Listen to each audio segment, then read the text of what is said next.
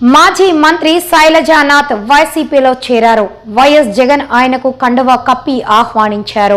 జగన్ నాయకత్వం వహించి పార్టీలో చేరానని, ఆయన మార్గదర్శకంలో పనిచేయడానికి సిద్ధంగా ఉన్నట్లు తెలిపారు. ప్రత్యేకించి రాయలసీమ జిల్లాల్లో రైతుల యొక్క అక్కడ ఉన్న ప్రజల యొక్క కష్టాలని తీర్చడం కోసం మా వంతు కార్యక్రమాన్ని పెద్దల సహకారంతో చేస్తామని తెలియజేస్తాం.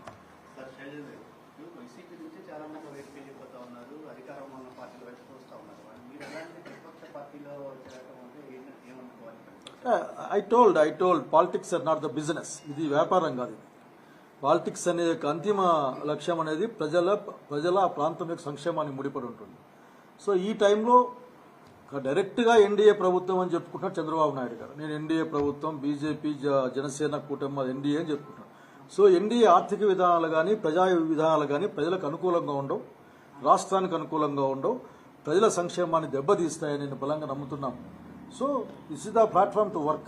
అట్ ద సేమ్ టైం ఎంత ఇబ్బంది వచ్చినా సరే మొక్కవోని ధైర్యంతో పనిచేసే నాయకత్వం కూడా కావాల్సిన అవసరం ఉంది. ఆ నాయకత్వం జగన్ రెడ్డి ద్వారా వస్తుందని బలంగా నమ్ముతా ఉన్నాం. So we work for that.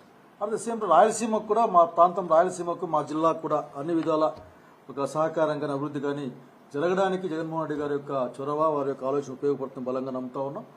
So working best today only the first day. But I cannot ఎక్కువ విషయాలు నేను చెప్పేవి నాకు ఏం లేవు. So this only one thing I tell. Politics అనేది అధికారం కోసం, బిజినెస్ కోసమే కాదు. పొలిటికల్ ప్రయాణంలో అధికారం వస్తే వస్తుంది. దట్స్ నేనేం పెద్దగా ఆ విషయం గురించి ఆలోచించలేదు. నేను అనుకున్నాను, నేను చేశాను. బట్ అనేక మంది వచ్చే అవకాశం ఉంది అంటున్నాను, నేను కూడా వింటూ ఉన్నాను. బట్ నేను దాన్ని ఇప్పుడు చెప్పలేను.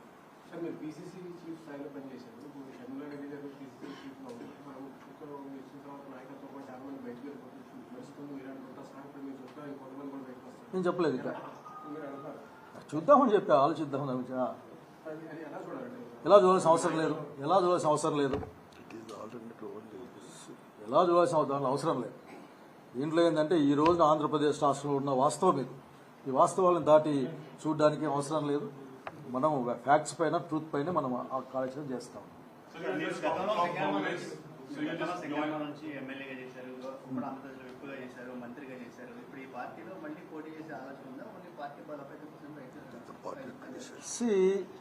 ఇంతకుముందు చెప్పాను.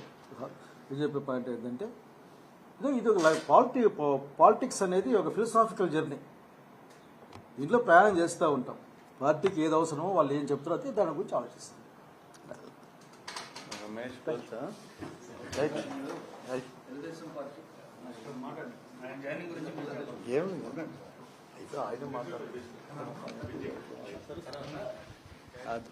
మీరు అందరూ కూడా రికార్డ్ చేసుకుంటే అందరం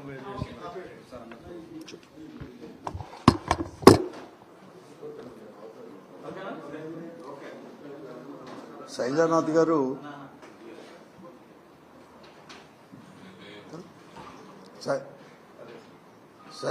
గారు ఈరోజు జగన్మోహన్ రెడ్డి గారి యొక్క ఆధ్వర్యంలో, ఆయన నాయకత్వంలో వైఎస్ఆర్ కాంగ్రెస్ పార్టీలో ఈరోజు చేరడం జరిగింది.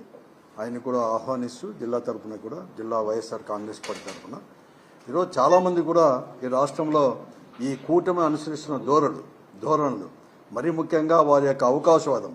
ఎన్నికల సమయంలో ఆయన చంద్రబాబు నాయుడు గారు కానీ, పవన్ కళ్యాణ్ గారు కానీ, మేము మారిపోయినాము, తప్పకుండా కూడా ఈరోజు ఏదైతే మేము హామీలు ఇస్తున్నామో హామీలు అమలుపరిచేదే కాకుండా ఈ రాష్ట్రాన్ని అభివృద్ధి పరుస్తామని చెప్పేసి ఈ 8 మాసాల్లో కూడా ఎక్కడగానే లేకుండా కేవలం అవకాశవాదమే వారి యొక్క, అంటే తన యొక్క నిజస్వరూపాన్ని సహజ ధోరణిలోనే ఈరోజు చంద్రబాబు నాయకత్వంలో పోతున్న దానికి వ్యతిరేకంగా ఈరోజు రాష్ట్రంలో ఈ కూటమి యొక్క వారు అనుసరణ ధోరణికి వ్యతిరేకంగా పోరాడేది ఒక వైఎస్ఆర్ కాంగ్రెస్ పార్టీ జగన్మోహన్ నాయకత్వంలో అని చెప్పేసి నమ్మే ఈరోజు శైలజానాథ్ గారు కూడా మాజీ పిసిసి అధ్యక్షులు కానీ, మాజీ మంత్రులు కానీ తీసుకుని వచ్చి పార్టీకి రాజీనామా చేసి మా పార్టీలో జగన్మోహన్ గారి నాయకత్వంలో కూడా చేరారు.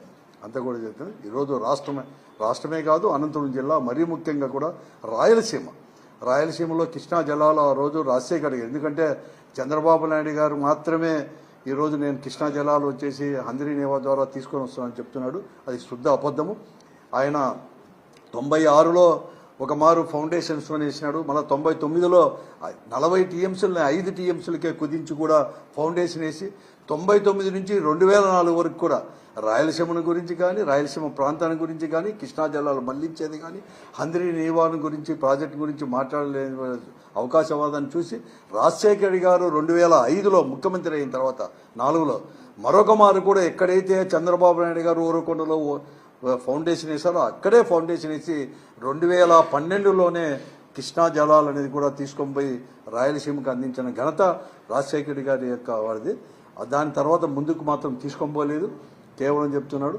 ఈరోజు మరొక మారు కూడా రాయలసీమకు ద్రోహం చేసే విధంగా కూడా దాన్ని ఇంకా కూడా విస్తృతపరచాలని చెప్పి, దాన్ని ఎక్స్పాండ్ చేయాలని చెప్పి మేము అడుగుతుంటే అట్లా కాకుండా ఈరోజు కేవలం కాంక్రీట్ చేసేసి దాన్ని చేస్తున్నాడు. ఇవన్నీ కూడా వారి యొక్క వ్యతిరేకంగా కూడా మేమందరూ కూడా రాయలసీమ వాసులు అందరూ కూడా ఒకటి అయిపోయి కూడా కృష్ణా జలాల్ని ఇంకా కూడా దాన్ని అంటే దాదాపుగా, ఎందుకంటే జగన్మోహన్ రెడ్డి గారు ముఖ్యమంత్రిగా ఉన్నప్పుడు 2020లోనే 6,300 క్యూసెక్కులు కూడా దాన్ని చేసి జీవో కూడా ఇవ్వడం జరిగింది. 6,300 క్యూసెక్కులు అంటే అక్కడ అంటే దాదాపుగా 120 డేస్ కాకుండా కేవలం 80 రోజుల్లోనే